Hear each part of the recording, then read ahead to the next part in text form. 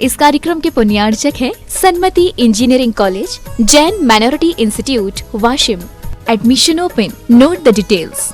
Address: national highway 161, Washim Malegaon road, Savargaon Barde, Washim, Maharashtra.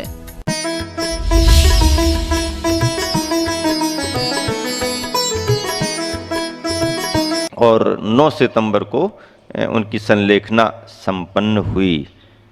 एक विशेष रूप से उस उम्र में मुनि दीक्षा लेकर के साहस का काम किया।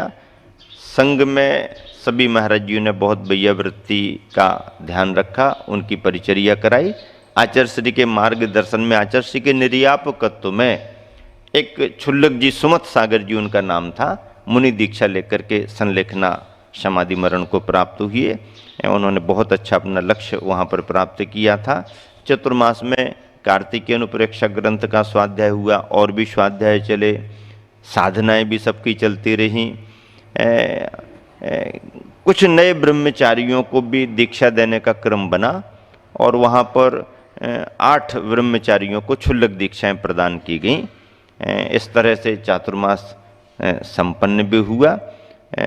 चातुर्मास की संपन्नता के बाद आचार्य श्री ने विहार किया और विभिन्न स्थानों पर लाभ देते हुए, क्षेत्रों की वंदना करते हुए शीतकालीन प्रवास के रूप में सिद्ध क्षेत्र नैनागिरी में विराजमान हुई आचार्य श्री। सिद्ध क्षेत्र नैनागिरी तीर्थंकर पार्श्वनाथ भगवान के समोसरण स्थली के रूप में प्रसिद्ध है, और पार्श्वनाथ भगवान के समोसरण से 5 मुनिराज, वरदत्त आदि 5 मुनिराज निर्वाण को प्राप्त हुए, ऐसा उल्लेख मिलता है। कमेटी अपना इस तरह का प्रमाण सभी के लिए बताती है। निर्वाण कांड में आचार्य कुंद कुंद स्वामी ने भी रैशंदी गिरी का उल्लेख किया है। ऋषींद्र गिरी उसका मूल नाम था, रैशंदी गिरी। कुंद कुंद स्वामी ने उसे सिद्ध क्षेत्र बतलाया है। और ऐसी ऋषींद्र गिरी, रैशंदी गिरी वर्तमान में नैनागिरी के नाम से, जो छतरपुर जिले में है लेकिन बंडा के पास में है। आचार्य श्री के पुराने प्रवास भी, चतुर्मास वगैरह भी हुए हैं। अभी शीतकालीन प्रवास के लिए आचार्य श्री वहाँ पर पहुँचे। शीतकालीन प्रवास होते होते 85 का वर्ष पूरा हो गया दिसंबर के साथ, और 86 जनवरी की शुरुआत हो गई। क्षेत्र पर पहले से ही समोसरण मंदिर का निर्माण कार्य चल रहा था। निर्माण कार्य संपन्न हो चुका था। पंच कल्याणक गजरत महोत्सव की तैयारियां कमेटी ने कर रखी थी। आचार्य श्री का वह प्रवास उनके लिए बड़ा महत्वपूर्ण था, और फरवरी माह में गजरत पंच कल्याणक महोत्सव की तारीख सुनिश्चित हुई। पंडित गुलाब चंद जी पुष्प के प्रतिष्ठाचार्यत्व में, नहीं अभी नहीं, अभी इस प्रवास में नहीं, पंच कल्याणक अभी नहीं हुआ, अभी तैयारियां चल रही हैं। और शीतकालीन प्रवास स्वाध्याय साधना के साथ संपन्न हुआ। पहाड़ी पर मंदिरों में ही हम सभी आचार्य श्री के साथ रात्रि प्रवास करते थे। आहारचर्या को नीचे धर्मशाला, और दिन भर का स्वाध्याय साधना वहाँ होती थी। निर्माण कार्य समोसरण मंदिर का चलता रहा। इस तरह से शीतकालीन प्रवास संपन्न होते होते एक नई चर्चा संघ के सामने आ गई समाज के द्वारा, और आचार्य श्री को जिज्ञासा भी हुई। सागर जिले में एक केसली स्थान है, नगर है, मंदिर हैं, बड़े बड़े मंदिर हैं, 2-3 मंदिर हैं। और उस केसली नगर में, नगर तो नहीं ग्राम में कहें, थोड़ा सा एकांती विद्वानों का आना जाना रहा, और थोड़ी सी विचारधारा में लोग ढल गए। केसली के थोड़े से सक्षम परिवारों में डेवड़िया परिवार का नाम आता है, सुखदयाल जी डेवड़िया, वो थोड़े स्वाध्याय से जुड़ गए, और उन्होंने मंदिर निर्माण आदि के कार्य करा करके एक पंच कल्याणक आयोजन संपन्न कराने की भावना समाज के सामने रखी। समाज ने उसे सहर्ष स्वीकार कर लिया। अब वो डेवड़िया जी का परिचय जहाँ जैसा रहा, पंडितों से संपर्क किया, और पंच कल्याणक संपन्न कराने को भारेली जी की टीम और उनके ब्रह्मचारी अभिनंदन बाई के उसमें प्रतिष्ठाचार्यत्व में निश्चित हुई। समाज के द्वारा आचार्य श्री को जानकारी मिली। आचार्य श्री के मन में भी आया कि ये इलाका बहुत बड़ी समाजों का इलाका है और कार्यक्रम तो होगा ही होगा। देखो, एकांती विद्वान अपने तरीके की व्याख्याएं करते हैं और भ्रम पैदा होता है, तो इसका कोई उपाय होना चाहिए, ऐसा ख्याल में तो गुरुओं को आता ही आता है। समाज के द्वारा भी प्रेरणा मिली, आचार्य श्री आप भी पंचकल्याणक में पधारो। तो आचार्य श्री कहते हैं कि ऐसे पंचकल्याण को में नहीं पधारा जाता है, आयोजक लोगों की अपनी व्यवस्था होती है, देखेंगे क्या होता है। केसली के लोग भी समाज बंधु आए, आचार्य श्री आप पधारो, हाँ देखेंगे क्या होता है। ऐसा करते करते वातावरण बना और विभिन्न नगरों के लोगों की प्रेरणा से और खुद उनके अपने अंदर के भाव से समाज बंधु और देवड़िया जी स्वयं आचार्य श्री से बहुत प्रभावित थे, परिचित भी थे, आते जाते भी थे, तो उनके मन में भी आया इतना बड़ा कार्य कर रहे हैं, निकट में ही गुरुवर विराजमान है, संघ को निवेदन करना चाहिए। और ये निर्णय उन्होंने स्वयं अपने विवेक से किया, पंडितों से कोई सलाह वलाई भी नहीं ली, क्योंकि वो स्वाश्रित थे उस काम में। और उन्होंने कहा कि भैया हमारे गुरुवर बुंदेलखंड में है और हम तो आचार्य श्री को अब पंडित लोग दुविधा में पड़ गए आचार्य श्री को तो कोई दुविधा नहीं, लेकिन पंडित लोग दुविधा में पड़ गए कि भैया देवड़िया जी ने आचार्य श्री को निमंत्रण दे दिया है, निवेदन कर दिया है, ऐसे समाचार मिल रहे हैं और हम लोगों ने अपनी स्वीकृति दे दी है, अब क्या होगा, आचार्य श्री को क्या करना। आचार्य श्री ने तो कहा देखेंगे देखेंगे, अभी कुछ नहीं बताते हैं, देखेंगे। देवड़िया जी भी इसमें रहे कि आचार्य श्री का निश्चित तो रहता नहीं है, निवेदन तो कर दिया है। अब वो बार बार कहें आचार्य श्री शीघ्र सुनिश्चित होना चाहिए, आशीर्वाद दो, हमको पत्रिका छपाना है, ऐसा करना वैसा करना, ये अच्छा तरीका होता है अंदाज लगाने का अंदाज लगाने का तरीका होता है, हमको बहुत तैयारी करनी है, पत्रिका छपानी है, आपका निश्चित होगा तब तो फिर हम काम करेंगे। तो ठीक भी है, आवश्यक भी है। आचार्य श्री का देखेंगे, लोगों ने समझ लिया कि जब तक प्रतिष्ठाचारी या विद्वान कोई आकर जाकर के आचार्य श्री को निवेदन नहीं करेंगे तब तक आचार्य श्री सहमति देने वाले नहीं है, ये अंदाज लग गया। तो देवड़िया जी तो स्वयं सभी बातें समझते थे, उन्होंने वातावरण बनाया और कहा कि नहीं ऐसा ही ठीक है और ऐसा होना भी चाहिए। उन्होंने स्पष्ट कहा कि भाई देखो, आप सभी लोगों को हमने आमंत्रित किया है, आपके सानिध्य में होना है, ये तो बहुत अच्छी बात है, लेकिन गुरुवर को तो मैं निवेदन कर चुका हूँ और गुरुवर पधारेंगे और उसके लिए हम सब ने निवेदन किया है, आप भी जाकर के निवेदन करो ना, आपको भी तो निवेदन करना चाहिए।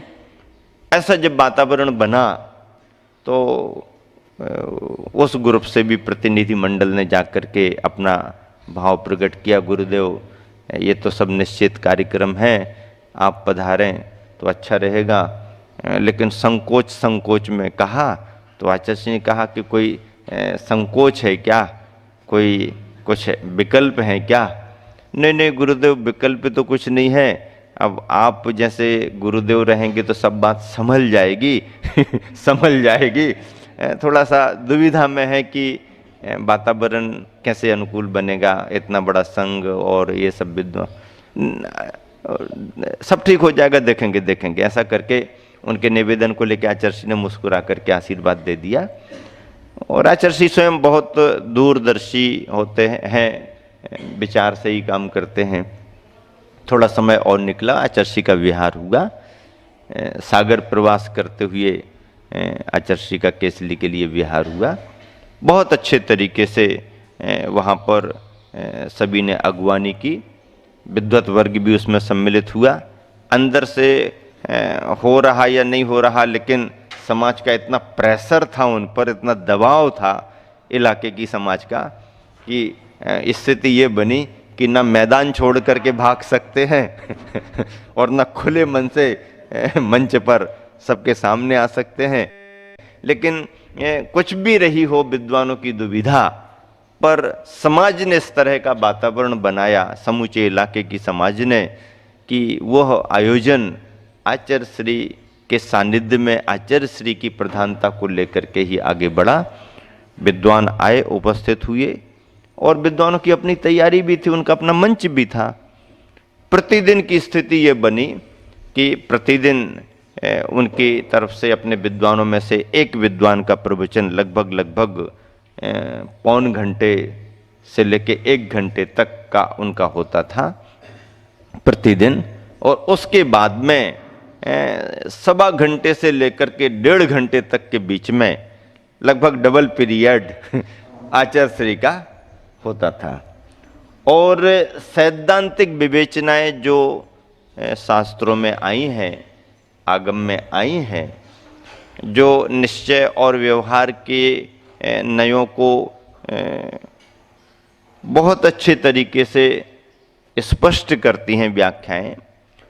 व्यवहार का धर्म क्या है, निश्चय का धर्म क्या है, शुभोपयोग क्या है, शुद्धोपयोग क्या है, किसकी क्या भूमिका है, वर्तमान पंचम काल में मुनि धर्म किस रूप में कहाँ तक आगे बढ़ सकता है, गृहस्थ का धर्म क्या है, स्वाध्याय करने की पात्रता किस में होती है, यदि प्रारंभिक नियम भी नहीं है और ऐसा कोई व्यक्ति स्वाध्याय करने के नाम पर स्वाध्याय करता रहे और कुलाचार जैसा भी उसका कोई कार्य नहीं है, तो उसका स्वाध्याय उसके लिए आत्मकल्याण का स्वाध्याय नहीं माना जाएगा। आदि आदि विषयों को लेकर के 5 दिन में आचार्य श्री के 10 प्रवचन हुए।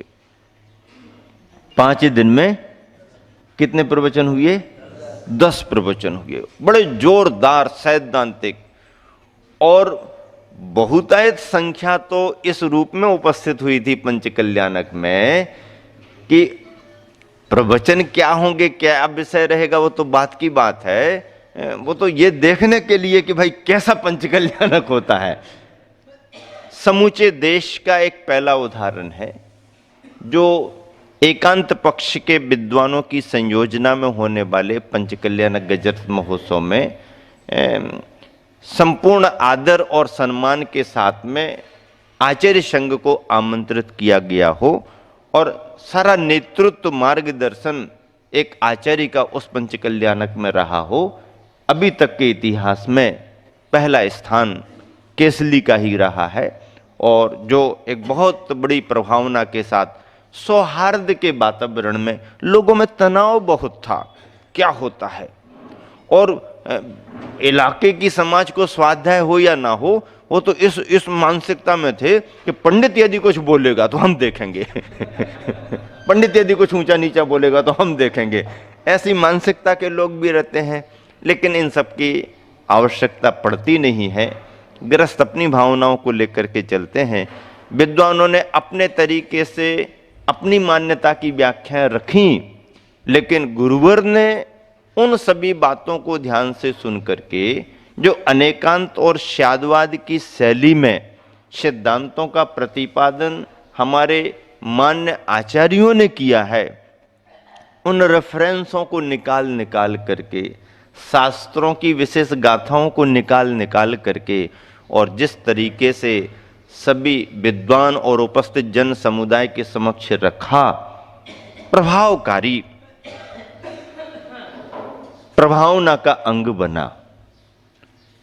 ऐतिहासिक अविस्मरणीय वह पंचकल्याणक सभी के लिए रहा।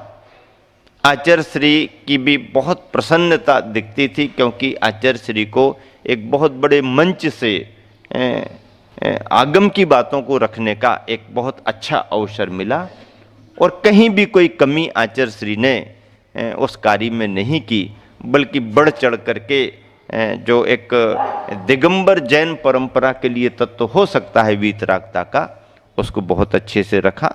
विद्वानों को बातें ख्याल में भी आईं, और परिणाम ये निकला कि स्वयं हुक्मचंद जी भारिल कुछ अपने विद्वानों के साथ में आचार्य श्री का परामर्श लेने को भी आए। आचार्य श्री ने परामर्श भी दिया।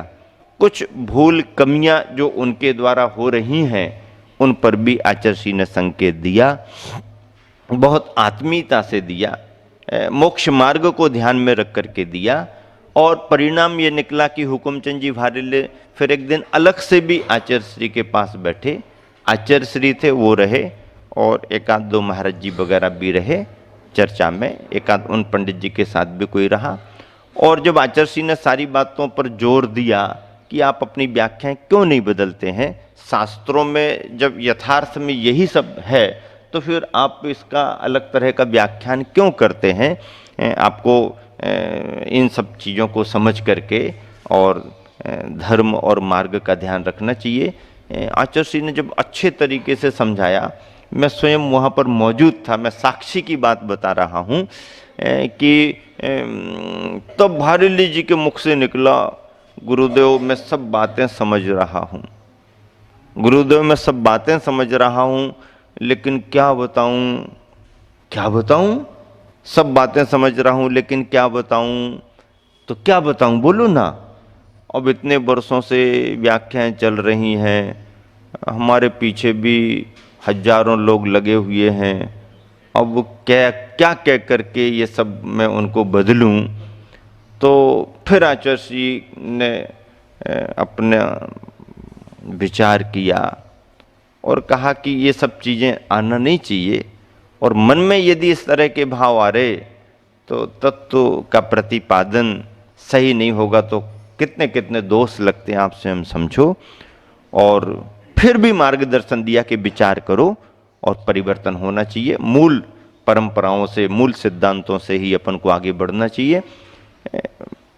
आशीर्वाद भी लिया, विनय प्रकट भी की। जब वह वहाँ से निकल गए, कुछ समय के बाद आचार्य जी कहते हैं, देखो कितने ही बड़े विद्वान क्यों ना हो जाएं,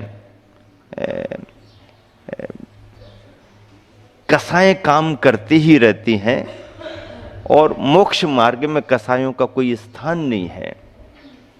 ऐसा कहकर के आचार्य जी ने बात को टाल दिया। परिणाम भले ही पूरा ना निकला हो, लेकिन कुछ फर्क आया है, और उनके बदलाव से फर्क आया है वो बात भी ठीक है, जितने अंशों में आया हो ना भी आया हो, लेकिन आचार्य श्री के प्रभाव से, प्रभावना से आज जो मूल संघ और मूल धर्म की स्थापना बढ़ती जा रही है, उसका प्रभाव तो हमारे को दिख ही रहा है। विद्वानों ने कितना किस रूप में लिया है वो उनका भाव, उनका जीवन जाने, लेकिन आचार्य श्री ने जो प्रतिपादन किया है उसका समाज पर और नए वर्ग पर बहुत बड़ा फर्क हुआ है, और उससे धर्म की प्रभावना हजारों वर्षों के लिए एक तरह से स्थापित हो गई। ऐसा केसली का पंचकल्याणक जैनेतरों की दृष्टि से भी महत्वपूर्ण रहा। बहुत बड़ी धर्म प्रभावना के साथ इस पंचकल्याणक गजरत महोत्सव को संपन्न करके आचार्य श्री वहाँ से आगे बढ़े। वहाँ के प्रवचनों का संकलन किया गया, प्रवचनों का संपादन किया गया। इस कार्य की जवाबदारी हम सभी ने अपने परिचित ब्रह्मचारी राकेश भैया जी, जो सागर वाले आप सभी जानते हैं, विद्वान हैं, निष्प्रही हैं, और ऐसे राकेश भैया के लिए हम लोगों ने जवाबदारी सौंपी कि इन प्रवचनों का संकलन करके, संग्रह करके इसका अच्छा संपादन किया जाए।